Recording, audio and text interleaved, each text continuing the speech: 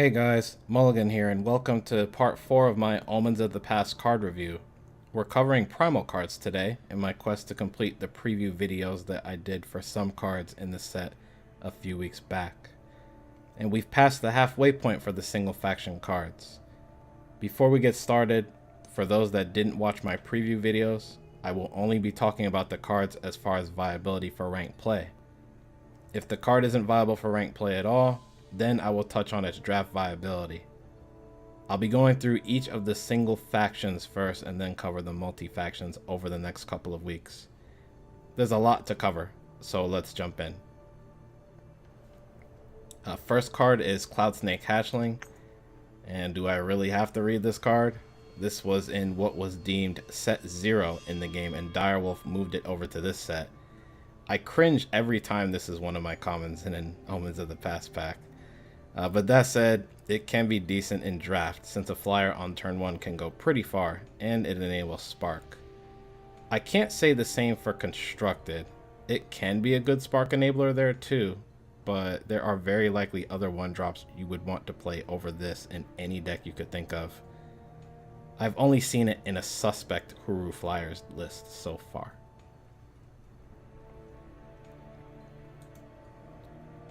Next we have Harta Stranger, a 1-power 1/1 unit requiring 1 primal influence to play.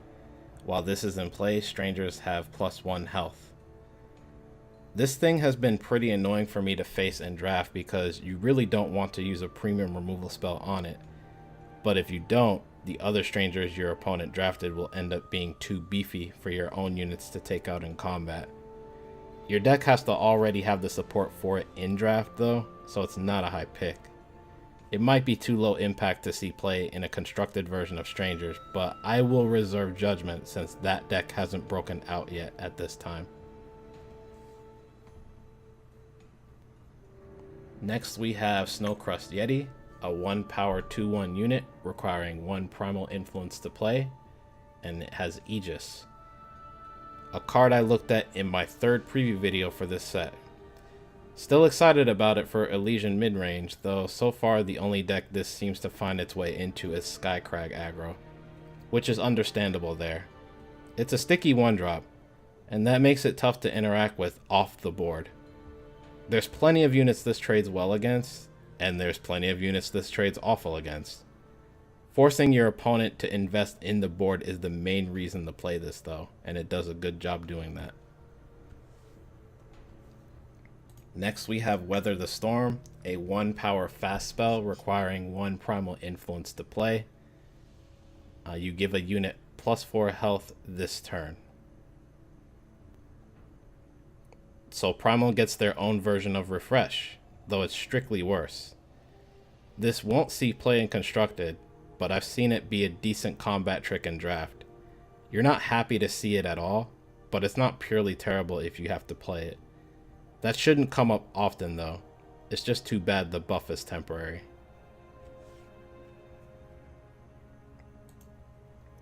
Next we have Cloudsnake Breeder, a 2-power 2/1 unit requiring 2 primal influence to play. She has Spark. When Spark is activated, you play a 1/2 Cloudsnake Hatchling with flying. Another card I already looked at previously. My feelings haven't really changed, though I'm disappointed it hasn't really been experimented with much yet. I haven't seen it outside of Skycrag so far, which again makes sense due to the spark mechanic being in their wheelhouse. The one thing I have switched up on is this seeing play in Huru.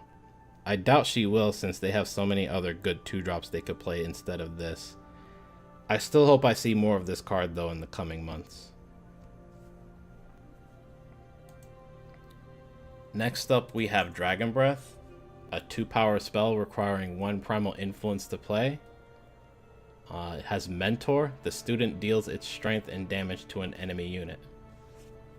Super solid in draft. This is like Predator's Instinct, but in Primal, and Dragon Breath is even better because the unit just deals damage to the target unit without actually taking combat damage. I'm never sad seeing this unless there's another good card I want for my draft deck. As far as constructed, I think it has potential there as well, though it probably does best in Huru and not much else. I hope people experiment with this card more in the coming weeks. Next up we have Maelstrom Bell, a 2-power relic requiring 1 Primal Influence to play. Once per turn you may pay 2 to increase the damage of the top damaging spell of your deck by 1. This is clearly meant to be played with in Skycrag since that faction has the most access to direct damage of any faction. Skycrag Burn has messed with this, carpet shuffle decks and otherwise, although they haven't been optimized as of yet. If this doesn't stick in those decks, I won't be surprised. Next we have Matingcall, a 2-power spell requiring 1 Primal Influence to play. It has Mentor. You play all copies of the Student from the top 10 cards of your deck. So this obviously gives off a New Tomorrow vibes, since this is the same card, except you play all copies of the Student instead of all power cards in the top 10. The card probably isn't very good, because it's difficult to meet its requirement consistently, even if you're running 4 copies of the Student you're targeting. I can't see a way that Huru takes advantage of this. Ironically, this has some synergy with Revenge, which is in Argenport's camp, though it's still not great there. You would need a Revenge unit to die the first time, and have another copy of that same unit in play to pull the combo off. I would like to be wrong though. I think the effect on this card is very cool. Next we have Talon Dive. This is a 2-power fast spell requiring 1 Primal Influence to play. You give a flying unit +2/+2 and overwhelm this turn. The card art stitching continues. The art on this used to belong to a card called Harbinger's Bite in closed beta, which dealt 1 damage to 2 targets of your choice and had lifesteal. And we sort of got that card back in this set, but we'll talk about that card in another video. Anyway, like many others I've mentioned, Harbinger's Bite was removed from the game when open beta started. As far as constructed goes, I doubt this will see play. It would have to be in a deck with flyers that doesn't run Justice. And historically, every flyer deck has ran Justice. Those decks don't want this card, because they have access to Finest Hour. Yes, this grants Overwhelm, but flying is often enough evasion in most situations. Also, there's Cloudsnake Saddle, a weapon that grants a permanent buff to your flyer. This has been pretty good in draft so far though, but I doubt it becomes anything other than a draft pick. Next we have Trailblaze, a 2-power fast spell requiring 1 Primal Influence to play. You look at the top card of your deck, you may put it on the bottom, then you draw a card. I've got to say that Direwolf is incredibly friendly to the environment. They always find a way to repurpose stuff. So the art on this card was originally on a card called Push Onward, which was basically a better version of Scheme, and is sorely missed by many players in this game. Push Onward getting removed from the game in open beta may have been solely responsible for the quote-unquote death of Icaria Blue up until recently. Trailblaze is not a replacement in the slightest, but I still think it's decent in its own right. That said, it faces the deck spots are tight problem, and even though it has scry 1 and draw a card, it might not be quite good enough to see constructed play. Second Sight is probably better than this overall, though not strictly better.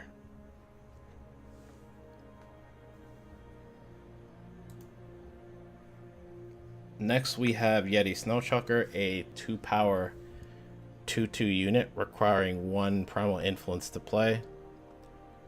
It has Reckless. When Yeti Snowchucker attacks, it deals 1 damage to the enemy player. Not very good for constructed in my opinion. It is kind of a 3/2 unit if it connects to face. People have also tried this card in Skycrag aggro with Hunter's Harpoon, a Skycrag weapon that we'll be talking about in another video. However, I just don't think it's consistent enough overall.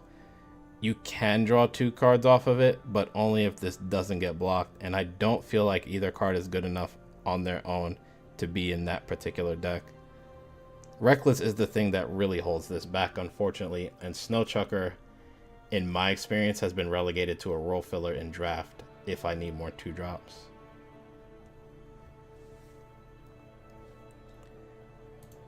Next up, we have Cloudsnake Carrier, a 3-power 3/3 unit requiring 2 Primal Influence to play. It has flying, and while this is in play, your spells deal +1 damage. He's back. So for those new, Cloudsnake Carrier was in closed beta, but was removed from the game when Eternal went into open beta. The ability was completely different back then, though. In fact, the old ability is now on our beloved Nesting Avisaur. I have a lot to say on this card, mainly because I want to talk about where this card could be used other than Skycrag aggro. But first, a story. I'm glad we're finally getting a spell damage mechanic a la Hearthstone. It's something that I and many others were hoping would happen. But when Blizzard revealed the next expansion for Hearthstone, Knights of the Frozen Throne, I actually got kind of mad when they revealed that one of their new mechanics was Lifesteal, and it literally works the same way it does in Eternal. But since we're copying them as well with spell damage, I've since calmed down. Also, Hearthstone technically had that mechanic already on a certain Paladin legendary from a previous set. Anyway, the jury is still out on how good this will end up being. I'm pretty sure the only faction that will ever use this card is Skycrag, though as Felon, Elysian, and Huru lack the amount of damage-based spells to take advantage of this card. As I said before, so far the only deck we've seen this in is Skycrag aggro, as there's been some debate between this and Vadius Clanfather on which one is better for the deck. I personally think it's Vadius, but not because Harrier is necessarily worse. It's actually because of the double Primal influence taxing the power base on turn 3. But it's also worth trying out in Skycrag burn control decks, since this thing buffs so many fringe cards to obscene levels. I'm talking about stuff like Kayla's Favor, Piercing Shot, and Lightning Strike. Not to mention Torch does 4 damage with this out. Harrier being alive when you Flame Blast, Obliterate, or Channel the Tempest someone or something is just icing on the cake, since those spells do a ton of damage on their own. It does kill itself with Lightning Storm though, so keep that in mind. Trying to get immediate value from this might be tough, but if Skycrag Burn is playing this and they end up being focused on a late game plan, I don't think they'll be looking to play Harrier on curve a majority of the time anyway. The bigger thing to worry about is if this gets killed in response to you playing a buffed damage spell, and you need that +1 to kill whatever problem was on their side, so Torch and Annihilate can end up being huge blowouts.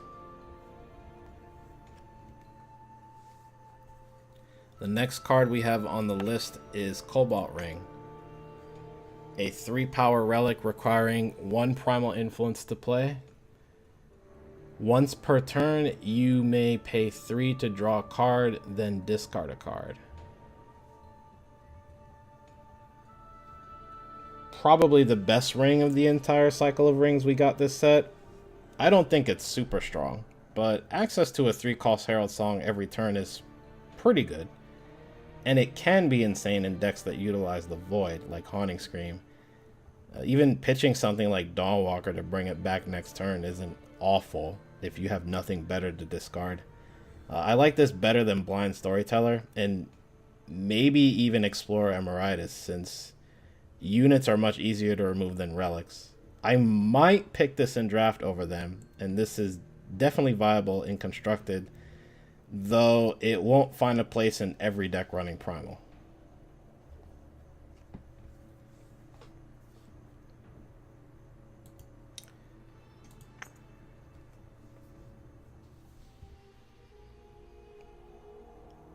So next we have Crafty Yeti, a 3-power 3/2 unit requiring 1 Primal Influence.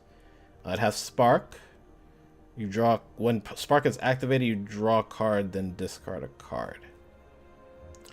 As far as constructed goes, I think the only deck that wants this is a Yeti tribal deck, since pretty much every other deck can find a 3-drop better than this. As far as draft, it's a decent role filler if you need to fill out the 3-drop slot. Certainly better than the next card in this list, in my opinion. And that next card is Foothills Alpha, a 3-power 2/3 unit requiring 1 Primal Influence. This is unplayable and constructed, but this is clearly for draft. It's also underwhelming there, though, and it ends up being a role filler if you're short on 3-drops. Moving on. Next we have Icebow, a 3-power 1/1 weapon requiring 1 Primal Influence. When this comes into play, the wielder deals 1 damage to an enemy. So I was pretty hyped when I saw this card, as were a few others. But now that the hype has died down, since we know all the cards in the set, I think this card is pretty average. In draft, the ping effect can be relevant, but it usually falls off pretty hard the later the game goes. It combos pretty nice with deadly units and pops Aegis, if nothing else. I doubt this sees play in constructed though, since it's low impact for the cost. Next we have Minelink, a 3-power relic requiring 2 Primal Influence. When you transform an enemy card not in their deck, draw a copy of the new card. So this card sucks, at least right now. This has okay synergy with Tyranize, but the other stuff that transforms cards give you either 1/1 frogs or 2/2 pigs, which isn't very impressive. And you don't really want to give your opponent 5/5 Carnosaurs either. However, I am curious as to the future of this card, depending on what gets printed in later sets.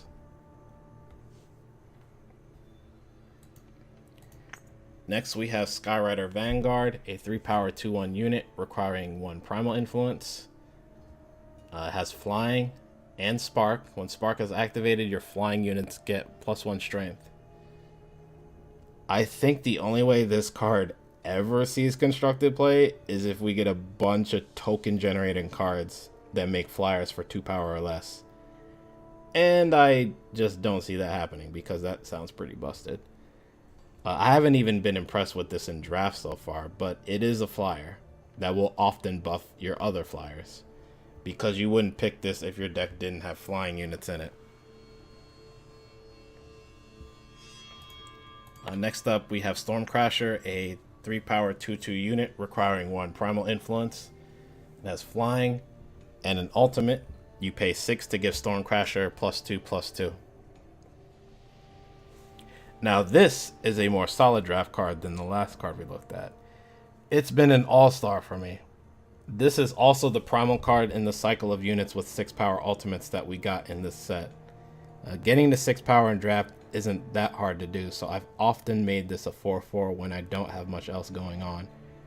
It won't see constructed play, but that's fine. This is a solid pick for draft.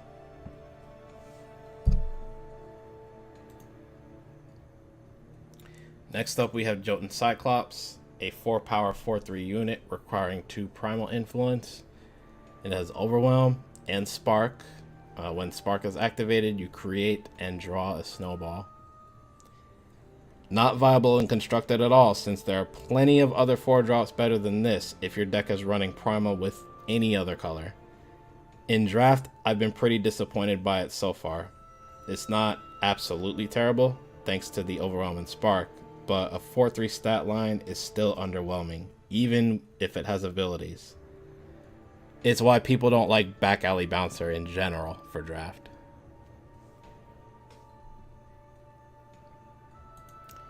Next we have Ridgeline Watcher, a 4-power 3/3 unit requiring 1 Primal Influence to play, and he has Aegis. And the card stitching continues. The art on this card used to be on another card called Shamanic Trance back in closed beta. Shamanic Trance was also a Primal card that did the exact same thing as the Fire card Trail Stories. Even the cost was the same. Pretty solid 4-drop in draft, but I think that's the only place this card will call home. You can find 4-drops with more impactful effects and or better stat lines in Constructed. Next up is Serpent Mount, a 4-power 1/1 unit requiring 2 Primal Influence. Has Flying and Mentor. Serpent Mount gets the student's strength. Another card I looked at in one of my preview videos. The card still sucks in Constructed. It's probably okay in draft though, especially if your 4-drop slot is light, since it can actually be better than Sky Snapper. Next up we have Skyward Sphere, a 4-power 1/3 unit requiring 2 Primal Influence. She has Spark. When it's activated, you draw a flying unit of your choice from your deck. And we get to another card I looked at before. This is also a head scratcher for me because I haven't seen people play this card in Constructed at all. I guess people think that the Spark requirement is too much for card search. Though I don't think it has much to do with the stat line, since that's not what you play this card for. I really think this card is being underplayed right now, though I kind of understand why. Skycrag doesn't like the stat line on this, and Spark is their mechanic. Hopefully things will change as the meta develops though. Next is Torgov Icecap Trader, a 4-power 4/5 unit requiring 2 Primal Influence. So I have a bit more to say about this card on the list than most. This card was much needed for Haunting Scream decks. I mean, they have Cabal Spymaster as a 4-drop, but as a 4/4, that's the type of card you generally want to protect and not throw into combat unless the coast is clear because of its effect. I love that the ability is not Infiltrate on this and can be used over and over. A 4-cost 4/5 is a solid stat line that only certain hard removal deals with efficiently, and you are not happy chucking your burn spells at this thing either, although you will have to sometimes. I still feel like the second effect just shoehorns it even more into Haunting Scream or just Reanimator decks in general that heavily focus on getting cards into their void to cheat them out later on. Although Torgov is seeing play in other decks like Huru Midrange. So far in Eternal, it's been pretty tough getting 15 cards in the void if you're not running something like Sporefolk. And since both abilities so heavily favor void decks, I don't think any other decks will stick with this card. Elysian Midrange discarding Dawnwalker on turn 5 to bring it into play with Cerso end of turn is cute, but it's probably not worth a spot in an archetype flooded with 4-drop options. Skycrag might have tried to take a stab at this card, but they have Groundbreaker and even Skyward Sphere now as a consideration. Going back to Huru, they probably have too much valuable stuff they want to keep in hand, although this is just a solid unit overall for them based on stats alone. We'll see if he ends up being core in Huru midrange. Otherwise, I can't see this not being played in any Reanimator deck with Primal, so this card seeing play in the new metagame might ultimately depend on if those decks are good or not.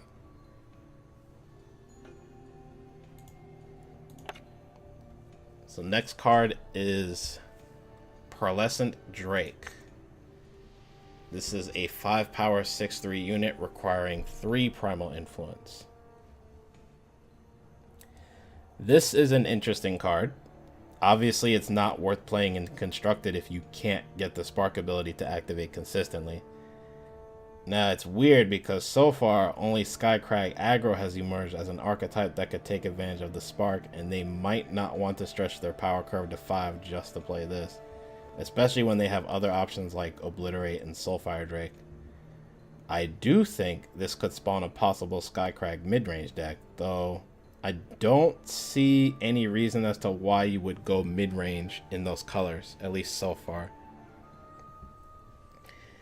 Actually, I think the more likely scenario for the Omens metagame is that this could see play in Huru Flyers, surprisingly.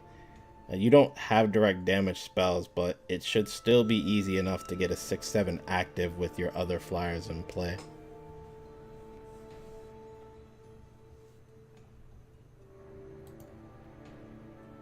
Next we have Skywalk Constructor, a 5-power 3/2 unit requiring 1 Primal Influence. She has Flying and Mentor. You give the student Flying.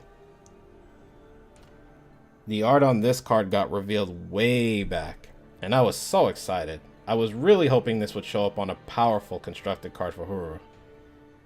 Unfortunately, my hopes were dashed. A 5-drop with an underwhelming stat line and ability. For draft, though, it's a different story.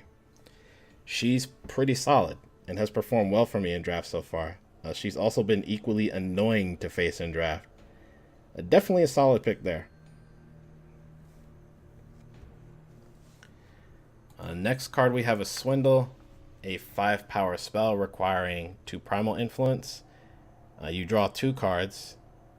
Swindle has Spark. When Spark is activated, you draw 3 cards instead. Another card that will likely forever be relegated to draft, if your draft deck even needs this type of effect. The big question, whether this gets played and constructed ever, is if you have a way to consistently trigger Spark for little to no cost. And I don't think any deck right now can do this. You can't just draw 2 off this, otherwise you might as well be playing Wisdom of the Elders. You could play this in a Skycrag aggro deck as a curve topper to keep drawing gas, but aggro in general does not want do nothing cards. I just can't see this being constructed playable, at least for now. Next up we have Watcher of the Big Ones, a 5-power 4/6 unit requiring 2 Primal Influence. When Watcher of the Big Ones is a student, play a 5/5 Carnosaur. A solid stat line for a 5-drop. Although being a single faction card means that not only does Vanquish get it, but so does Annihilate. This is one of these cards that doesn't get its value from attacking though, so Island's Choice doesn't exactly kill it, and you aren't exactly happy using Obliterate or Flame Blast on this either. This will likely end up fitting best in Huru thanks to the synergy with Mentor cards. Even though this has the Explorer tag and the Carnosaur token is a dinosaur, I doubt Elysian Dino decks will want this, even if they are running Evelina. By extension, Felon and Skycrag won't want this either. Huru control is much more of a stretch. Of course, any Justice Primal deck splashing a 3rd color might be interested in this as well. Warning, if you try to use Leave a Witness targeting this card, the Carnosaur will still die. So next we have Bolt Crafter Shaman, a 6-power 2/6 unit requiring 1 Primal Influence. While this is in play, your spells deal +2 damage. So when I saw Cloudsnake Carrier and that we were getting spell damage in this set, I was very excited to see if we would get any other spell damage cards that were playable. Sadly, all we got was this. A 2/6 is a tough body, and he does give spell damage +2 instead of +1, but the biggest issue is the cost. It's way too low impact for a 6-drop in constructed, and if you want to get immediate value from this, waiting until turn 7 and beyond can be backbreaking. You just won't pull something like that off consistently. A Torch for 5 can be good, even in the late game, but is that really what you want to be doing at that time? Also, the 2/6 stat line with an ability like this means it's not as good a blocker as you might think, as you'd want to protect this, particularly against decks that have damage-based spells. It's not exactly great in draft either, unless you manage to pick up a bunch of burn, and even then, it might be too slow. Next we have Cerso's Meddling, a 6-power fast spell requiring 1 Primal Influence. Transform a unit into a 2/2 pig. Absolutely terrible for constructed. As far as draft, it's filler. You're only going to pick this if you're desperate for some type of removal. It's somewhat fairly costed in that format, given this is a common and it's a fast spell. But you're not happy drafting this, as there are better options.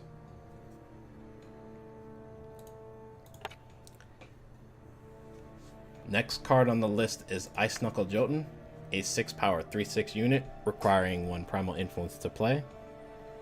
It has Spark. When Spark is activated, you stun an enemy unit. This art was in Eternal before. I just can't remember if it was on a card that got removed when Open Beta started, or if it was an avatar that the AI used in Gauntlet or Forge. Unplayable and constructed, since for a 6-drop, this has a bad stat line and an underwhelming ability. I don't think the story gets much better for draft either.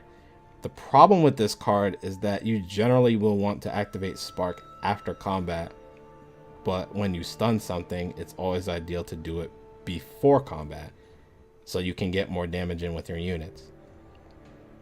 I just see the stun effect coming into play too often at the end of your own turn, after you've already done combat damage, and your opponent already losing 1 stun counter immediately after this hits the table. I wouldn't bother with this in either format, unless your draft deck is looking desperate, which shouldn't happen since the last time you will see this card is pack 3, with 1 pack still left to pick from.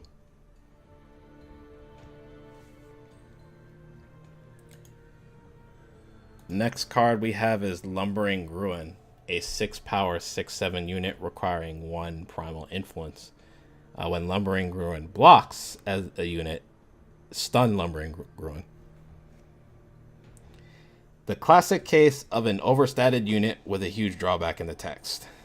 This thing basically has Reckless because the card text makes it a terrible blocker. I don't think it's worth it in Constructed, no matter how many scenarios I tried to come up with where you would use this to your advantage. I will hold judgment on draft because I haven't personally picked it myself, and the other drafters I've seen that could pick it usually take something else. I will say it's not a snap pick if you're looking for a bomb.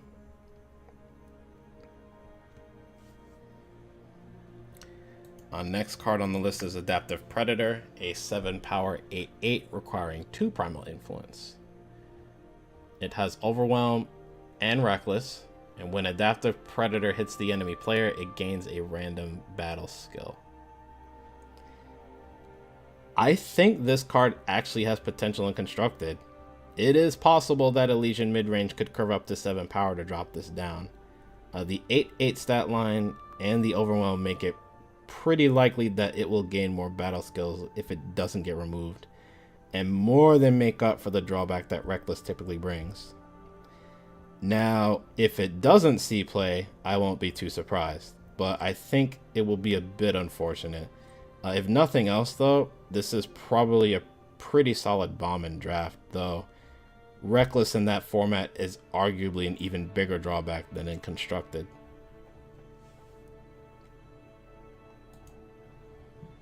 The final card we're looking at is Icequake, a 7-power spell requiring 2 Primal Influence. You deal 3 damage to each unit and the enemy player. So we finally got the Hearthstone equivalent of Flame Strike, only it does 1 less damage, hits all units, but it also hits the enemy player for 3. Actually, maybe this might be closer to Blade Flurry before that got nerfed for all of you that used to play Hearthstone. Anyway, I personally really like this card, but it's tough to justify use in Constructed, at least so far. The only deck I've seen it in is the spell heavy Skycrack burn decks, and it's tough to get value off of this card even there. I think there can be a place for it in Constructed though. It just requires more experimenting. And we are done with the Primal cards. For those that stuck around to the end, thanks so much for listening to my thoughts on this set of cards. Hopefully you enjoyed the content. If you want to check out more, feel free to look around my channel. I have a few Eternal series that I do for those new, such as Eternal Heirs, which I plan to be starting back up soon. But it's a pretty good resource if you want to avoid the misplays I made with certain decks. There's no actual deck text here yet, but sometimes I do videos discussing what I've learned playing certain decks. In fact, I just finished one up touching on Burn Queen and where I think it's at in this new metagame. But there's plenty of other Eternal content as well. And if you don't want to miss future videos, feel free to subscribe to the channel. And thanks again for taking time out of your day to watch this, and I'll see you all soon. Take care.